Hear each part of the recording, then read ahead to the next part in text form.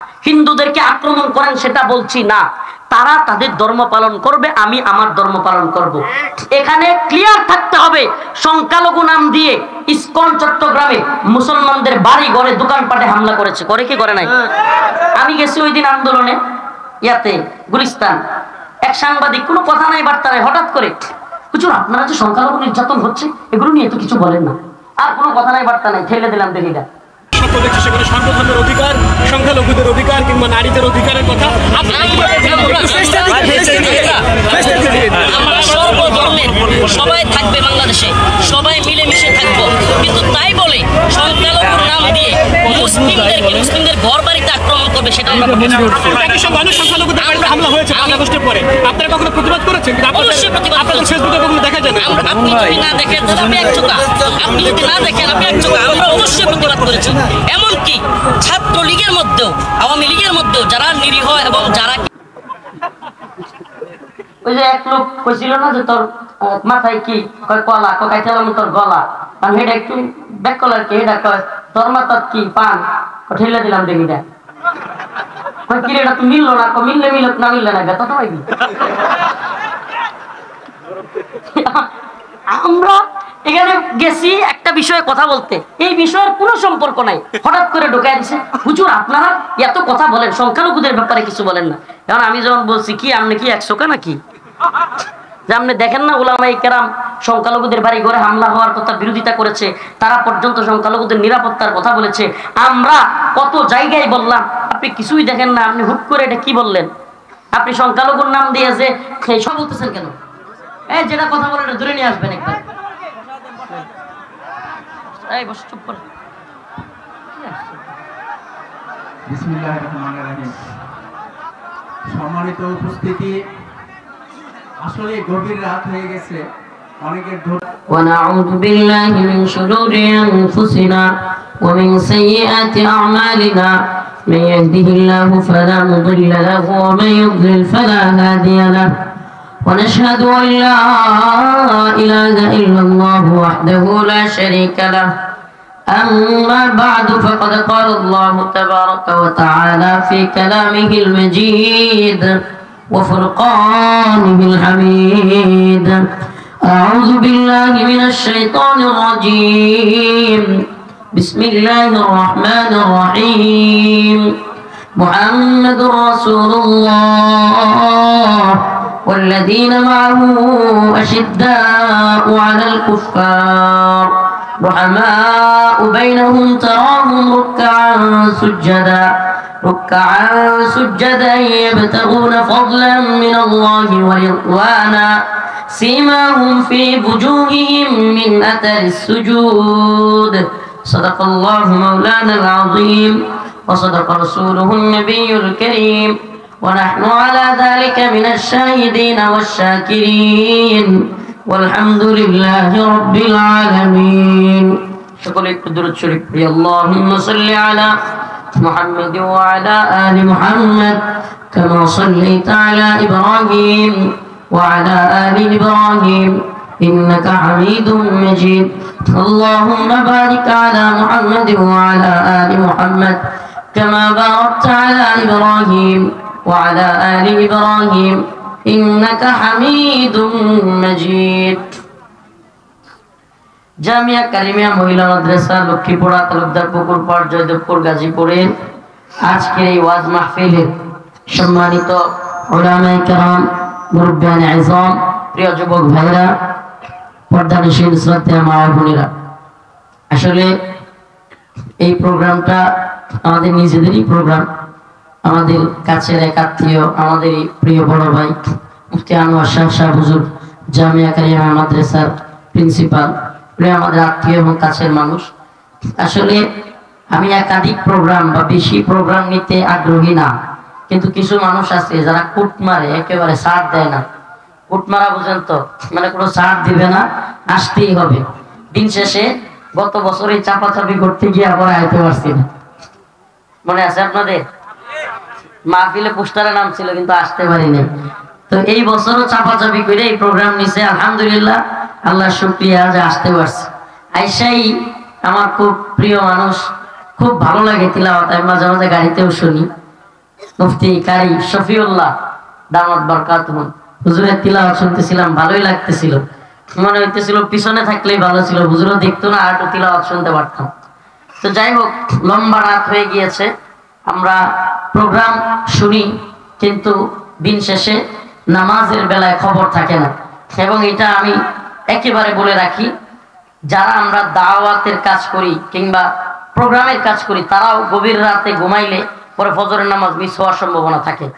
এটা খুব মাথায় রাখা চাই, আমরা যেন কোনোভাবেই নামাজ কাজা না হয়ে যায়। কারণ আল্লাহ পাক আমাদের উপর ফরজ করেছেন নামাজ। এই মাহফিলগুলো ফরজ না, হ্যাঁ প্রয়োজনীয়তা আছে, অনেক বেশি প্রয়োজনীয়তা। কেন? কারণ দিনের এই মাহফিল কিংবা এই অবস্থানটা বাংলাদেশে কিংবা উপমহাদেশে আছে বলেই বাতিল জালেম তাগুতরা মাথা ছাড়া দিতে পারে না। এটা আমি পরীক্ষিত, আমি দেখেছি যে এরা ইনায়া বিনায়া যে কোনো ভাবে এই প্রোগ্রামগুলোকে নিষিদ্ধ করতে পারলেই বাতিলরা খুশি। কেন? কারণ এই ময়দানগুলো থেকেই মানুষের জাগরণ তৈরি হয়। আলেমরা যে কোনো সময় যে কোনো জালেমের বিরুদ্ধে দাঁড়ানোর জন্য একটা প্ল্যাটফর্ম দরকার, আলেমরা এই প্ল্যাটফর্মটাকে পেয়েছে। মানুষকে দাওয়াতের এই ময়দানে ওয়াজে আয়েশা মানুষকে ঐক্যবদ্ধ করে, যে কোনো জালেমকে বিতাড়িত করার জন্য এই ময়দানটা জাগ্রত করার জন্য খুব সহজ একটা মাধ্যম।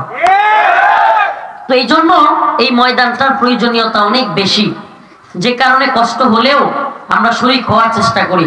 আল্লাহ পাক আমাদের সবাইকে দ্বীনি কাজগুলোর সাথে শরীক হওয়ার তৌফিক দান করুক, বলেন আমিন। আরো জোরে বলেন আমিন।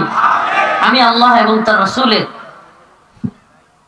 আল্লাহর পক্ষ থেকে রাসূল এবং সাহাবায়ে কেরাম কেমন ছিলেন এবং তাদের অবস্থান কেমন ছিল, তাদের মুমিনের সাথে আচরণ কেমন ছিল, কাফেরের সাথে আচরণ কেমন ছিল, এই সম্বন্ধে আপনাদের কাছে কিছু কথা বলবো। আমাদের আচরণ মুমিনের সাথে কেমন হবে, কাফেরের সাথে কেমন হবে, রাষ্ট্রীয়ভাবে রাষ্ট্রীয় ক্ষমতা পাইলে কেমন হবে, রাষ্ট্রীয়ভাবে বিভিন্ন দায়িত্বশীল হলে কেমন হবে, প্রত্যেকটা জিনিস কোরআন সুন্নাহয় আছে না নাই? যদি কেউ মনে করে কোরআন স্বয়ং সম্পূর্ণ না, নাউজুবিল্লাহ, বরং আব্রাহাম লিঙ্কন থেকে কিছু নিতে হবে, লেনিন থেকে কিছু নিতে হবে, কার্ল মার্কস থেকে কিছু নিতে হবে, মাও সেতুং এর কাছ থেকে কিছু নিতে হবে, তাইলে আমি বুঝবো এই ব্যক্তি ইসলাম বুঝে নাই, এই ব্যক্তি দ্বীন বুঝে নাই। আল্লাহ পাক যেখানে বলেছেন আল ইয়াউমা আকমালতু লাকুম দীনাকুম ওয়া আতমামতু আলাইকুম নি'মাতি ওয়া রাদিতু লাকুমুল ইসলাম দীনা, আমি এই দ্বীনকে পরিপূর্ণ করেছি। এখানে কোনো কাটছাটেরও যেমন সুযোগ নাই, নতুন করে সংযোজন করারও কোনো সুযোগ নেই।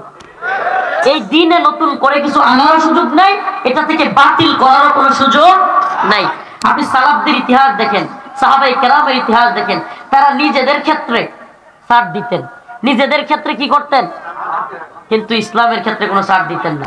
হযরত আবু বকর, যার ব্যাপারে বলা হতো আরহাম উম্মতি বি উম্মতি আবু বকর, প্রত্যেক খতিব মিম্বরে এইটা পড়ে, এটা বলে, অথচ এই রহম দিলওয়ালা নরম দিলওয়ালা হযরত আবু বকর রাদিয়াল্লাহু আনহু, আল্লাহ রাসূল সাল্লাল্লাহু আলাইহি ওয়াসাল্লাম যখন চলে গেছেন, কিছু লোক যাকাত দিতে অস্বীকার করছে। কি করছে?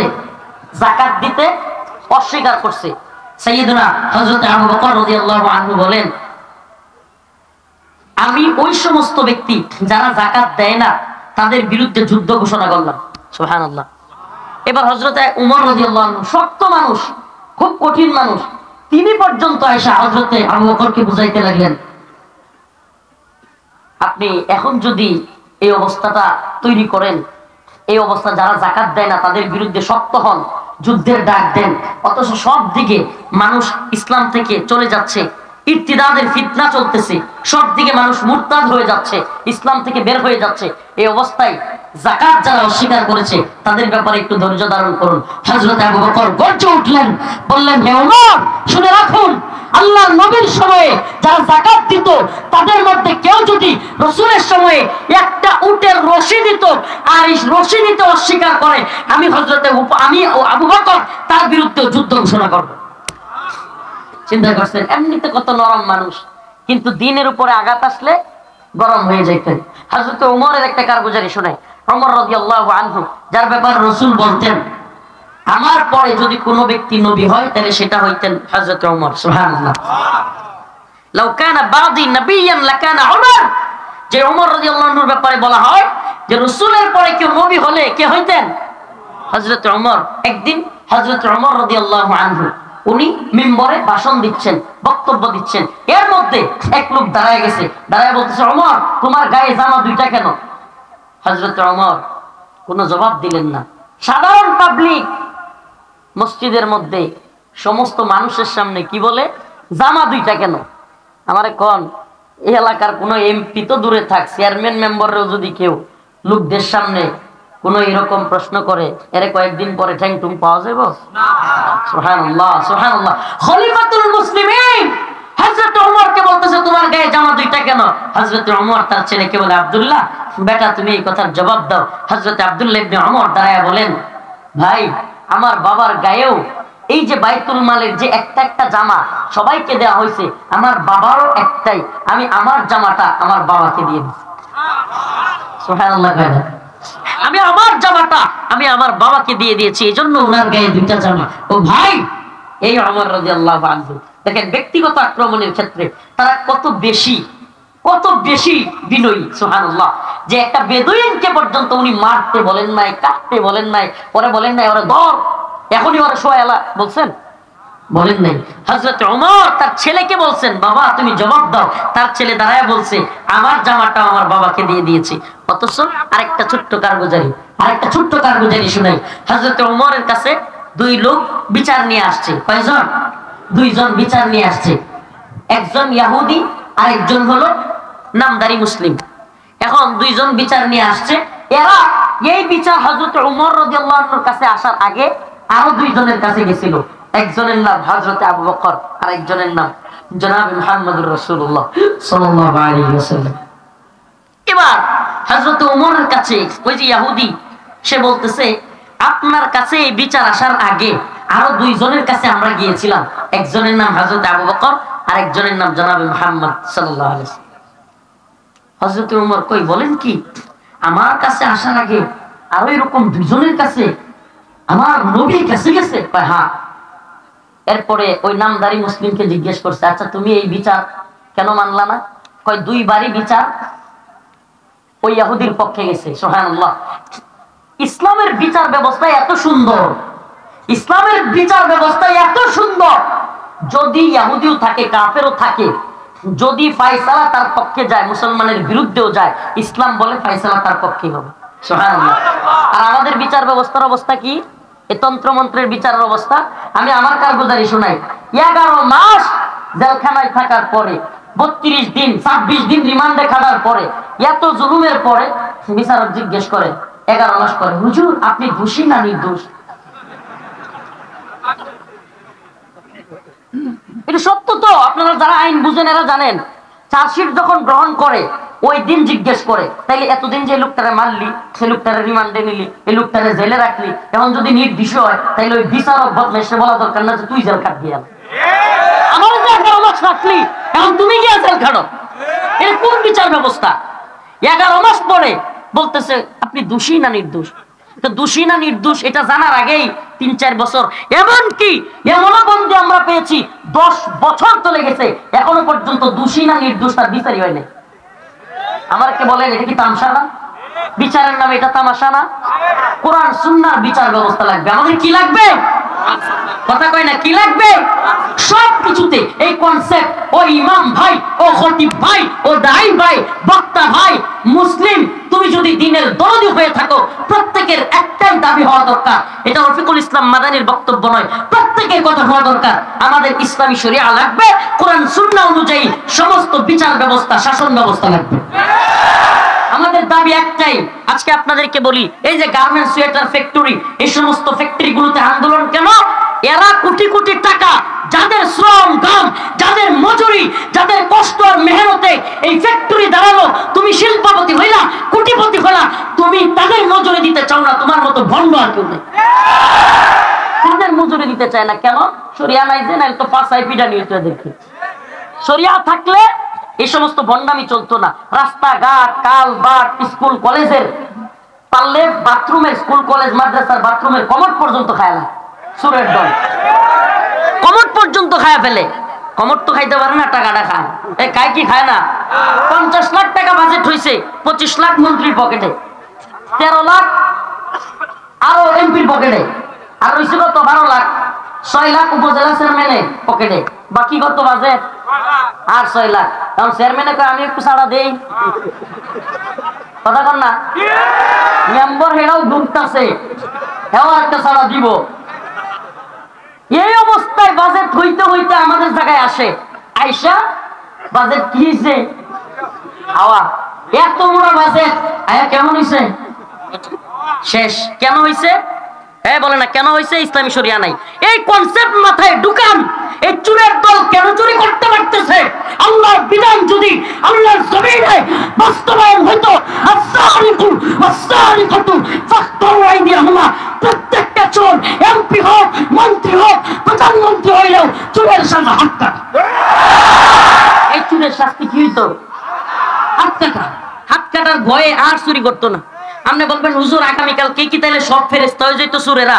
ফেরেশতা হওয়া লাগতো বাধ্যতামূলক, ফেরেশতা হওয়া লাগতো বাধ্যতামূলক।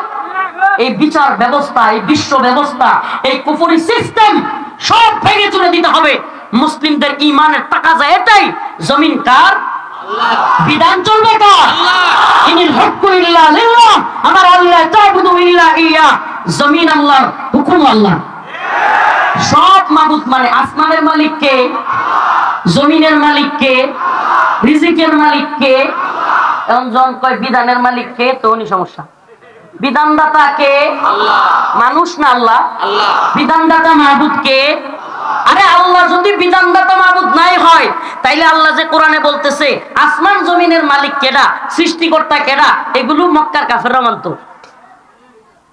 ওয়ালা ইন সাআলতাহুম মান খালাকাস সামাওয়াতি ওয়াল আরদ লা ইয়াকুলুন্না আল্লাহ। আল্লাহ তাআলা বলেন নবী আপনি জিজ্ঞেস করেন তাদেরকে, ওয়ালা ইন সাআলতাহুম মান খালাকাস সামাওয়াতি ওয়াল আরদ, আসমান এবং জমিন কে বানাইছে, তারাও কয় লা ইয়াকুলুন্না আল্লাহ। আল্লাহ। সমস্যা কোথায় হচ্ছে? যখন রাসূল বলেছে লা ইলাহা ইল্লাল্লাহ, আল্লাহ ছাড়া কোনো মাবুদ নাই, কথা মানতে হবে আল্লাহ, লা তুজার না। সুবহানাল্লাহ। এই যে তখনই প্যাচ লেগে গেছে, লাতুজ্জারে মানা যাবে না, এটা করা যাবে না, ওইটা করা যাবে না। ইসলাম এত বেশি বাধ্য করে কেন? কি কয়? ইসলাম এত বেশি বাধ্য করে কেন? কুরআন যা বলেছে, রাসূল যা বলেছে, ক্বালু সামি'না ওয়া আতা'না, সে মুসলমান। আল্লাহ বলতেছে মুসলমান কে? যে বলবে ক্বালু সামি'না ওয়া আতা'না, আমি শুনলাম এবং মানলাম। আমি কি করলাম? শুনলাম এবং কোনো ব্যাখ্যা নাই। এই যে মহিউদ্দিন কি একটা, আমি জানতে চাই না কি নাম, খালেদ মহিউদ্দিন, দেখলাম শাইখুল হাদিস ইবনে শাইখুল হাদিস আল্লামা মামুনুল্লাহ হাফিজাহুল্লাহকে জিজিয়া এটা নিয়ে প্রশ্ন কইরা, কর নিয়ে প্রশ্ন কইরা শাইখুল হাদিস শাইখুল হাদিস আল্লামা মামুনুল হক দামাত বারকাতুহুকে ইনায়া বিনায়া কোরআনের এই অংশটাকে আল্লাহ যেখানে স্পষ্ট বলেছেন, আমাদের কনসেপ্ট একেবারে ক্লিয়ার থাকবে, কোনো কথা নয়। আমাদের ইসলামের অবস্থা, মুসলমানদের অবস্থা নাজুক থাকতে পারে, ঈমানের অবস্থা নাজুক হতে পারবে না। আমার কোরআন কি বলছে আমি স্পষ্ট বলবো, এটাই হিকমা। আমার কোরআন যা বলছে এটা বলার নাম কি? এ ভাই ইনায়া বিনায়া ঘুরায়া বেচায়া বলার নাম হিকমা না। আমি একটা উদাহরণ দেয় ছাত্র ভাইরা, তোমরা বসছই কেন, উঠতেছই কেন? এই এত রাত পর্যন্ত তারা থাকলোই কেন? ইনায়া বিনায়া ঘুরায়া পেঁচাইয়া বলার নাম হিকমা নয়। হিকমার একটা ছোট্ট উদাহরণ দিই। মনে করেন আমি একটা ডেলিভারি ম্যান, কি কথা কয় না, কি ডেলিভারি ম্যান, আমার কাছে একটা পণ্য দেওয়া হয়েছে। কি দেওয়া হয়েছে? মনে করেন এই মোবাইলটা একটা পণ্য, এই পণ্যটা আমাকে দেওয়া হয়েছে একজনকে দেওয়ার জন্য, একজনের বাড়িতে নিয়ে যাব। এখন এই পণ্যটা আমি গেছি একজনের বাড়িতে, যাওয়ার পরে দরজা খুল, দরজা খুল না, তোর জিনিস লয়ে যায়। একটা তো তরিকা। নাম্বার 2, তরিকা নাম্বার 2, আসসালামু আলাইকুম ভাই কেমন আছেন, আপনার একটা জিনিস আমার কাছে ছিল, একটু রাখবেন, এটা অমুকে পাঠাইছে আপনার জন্য। কত সুন্দর। নাম্বার 3, এটা খুলছি, খুইলা এটার ভিতর থেকে মেমোরি, সিম খুইলা সবকিছু রাখা, এবার শুধু কভারটা লিয়ে গেছি, লিয়ে গিয়ে আসসালামু আলাইকুম ভাই কেমন আছেন আপনি, নিয়ে যান আপনার একটা জিনিস ছিল, হ্যাঁ মাশাআল্লাহ খুব সুন্দর, হ্যাঁ আমি উপকৃত হব, নেন, এটা অনেকক্ষণ ধরে আমার কাছে। আরো সুন্দর, বেশি করে বলছি না? এই 3 সূরতের কোন সূরতের নাম হিকমা? 2 নাম্বার। সুবহানাল্লাহ, পাবলিক দি ভালো আজ বুঝে। এই 3 সূরতের কোন সূরতের নাম হিকমা? 2 নাম্বার। জিনিস ঠিক থাকবে, আচরণ সুন্দর হবে। এটা এটা হিকমা। ধমকের নামও হিকমা না, কিছু রাইখা দেওয়ার নামও হিকমা না। ইসলামের যা আছে, কোরআনের যা আছে স্পষ্ট বলবো, কিন্তু বলার ধরনটা হবে সুন্দর। এটা হিকমা। কিন্তু একটু কাটছাট করা। আল্লাহ বলছে আইয়াদিউহুম সাদিরুন, জিজিয়া দিবে নতজানু হইয়া। কাফের মুশরিকেরা দুনিয়ায় যে বসবাস করবে, আল্লাহর জমিনে কুফরি করবি আবার বসবাস করবি, এজন্য জিজিয়া দিবি। এটা কোরআন বলতেছে আন্নাল আরদ ওয়ারিসু ইবাদিয়াস সালিহুন, এই জমিনের মালিক আমি আল্লাহ, আর ওয়ারিস সূত্রে আমি এটার মালিকানা দিছি মুমিন বান্দারে। কাফেররা না মুমিন রে? মুমিন বান্দা। আন্নাল আরদ ওয়ারিসু ইবাদিয়াস সালিহুন, আমি এই জমিনের মালিক, ওয়ারিস সূত্রে মালিক বানায়া দিছি মুমিন বান্দাদেরকে। তাইলে কাফেররা থাকার জায়গা কই? আল্লাহ কয় কাফেররা থাকতে পারবো। আইয়াদিউহুম সাদিরুন, নতজানু হইয়া জিজিয়া দিবে। সুবহানাল্লাহ। জিজিয়া কি জন্য? যে ইনায়া বিনায়া যদি বলেন না, জিজিয়াটা মুসলমানরাও যেমন যাকাত দেয়, হেরাও কর দেয় না। মুসলমানের যাকাত আর কাফেরের জিজিয়া এক জিনিস নয়। আরে গোটা পৃথিবীতে ইসলামী হুকুমত নাই, তাইলে কি হইছে? আমার ঈমান দুর্বল না কি লিগে? গোটা পৃথিবীর 1 ইঞ্চি ভূমিতে ইসলাম থাকবে না, কিন্তু মুমিনের অন্তরে ঈমান থাকবে, ইমানের হালত শক্ত থাকবে। মুসলমানদের অবস্থা বাজে হইতে পারে, ইমানের অবস্থা বাজে হইতে পারবে না। মুসলমানদের কথা একবারে ক্লিয়ার থাকবে, আসসিনু লানা ওয়াল আরাবু লানা ওয়াল হিন্দু লানা ওয়াল কুল্লু লানা। হিন্দ আমাদের, হিন্দুস্তান আমাদের, চীন আমাদের, ইউরোপ আমাদের, আমেরিকা আমাদের, গোটা পৃথিবী মুসলিমদের। এগুলো এরা দখল করছে, ইনশাআল্লাহ ছুটায় ফেলবো ওসিরেই।